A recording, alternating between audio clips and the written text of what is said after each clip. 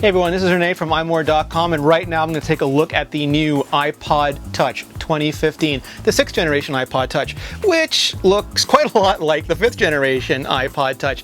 If you're having a hard time telling the difference, externally you'll see some new colors. The blue is a deeper blue, the pink is a hotter pink.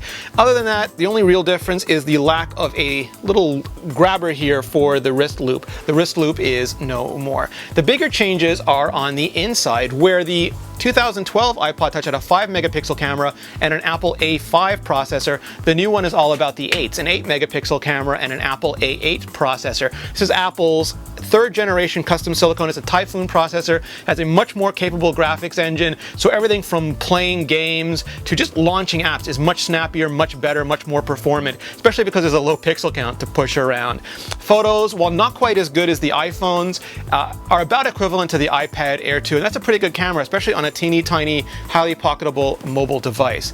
The 8 megapixel camera and the Apple A8 combined let you do a lot of the similar kind of things that you can do on the iPad Air 2 and the iPhone 6, including burst mode and slow motion video, time-lapse photography as well. Unfortunately, there is no Touch ID on the new iPods. The same reason they have fancy colors and a really low price point is because they're meant to be entry-level devices and just don't have all the bells and whistles of the fully featured flagship devices. So screen size, it is still 4 inches. That means it is smaller than the iPhone 6, which is 4.7 inches, smaller than the 5.5 inch iPhone 6 Plus, smaller than the 7.9 inch iPad mini, and smaller than the relatively ginormous looking 9.7 inch iPad Air 2. But if you notice, the design language is still very similar. For a device that was designed in 2012, it holds up remarkably well in 2015. And that's because this design language, the one that started with the iPod Touch, moved to the iPad mini,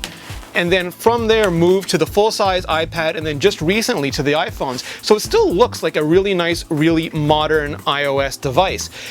Is it recommended or not? In a world where almost everyone is getting an iPad or an iPhone, it's harder to find the place for the iPod Touch. If you want a universal remote control, a home automation hub, a HomeKit device that doesn't have to worry about personal data but can be there in the living room for the family, for visitors, it's a great device. If you want to make apps, if you want to develop for apps, if you want to test apps but don't want to put, for example, beta software on your primary device, on your phone, it's a great device for developers. If you want to do something like photography and you don't want to have your phone out all the time, this is a very pocketable, very respectable, tiny connected camera that can still access Instagram and Flickr and Facebook and all the sharing options that you have with full-blown iOS, because it runs full-blown iOS.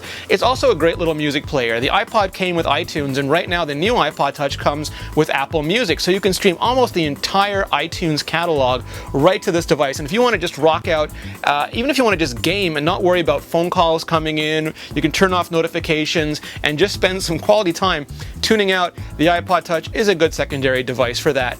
Also, its introductory price is $199 for 16 gigabytes. That's incredibly low. By comparison, the iPad mini 3 starts at $400. The iPad Air 2 starts at $500.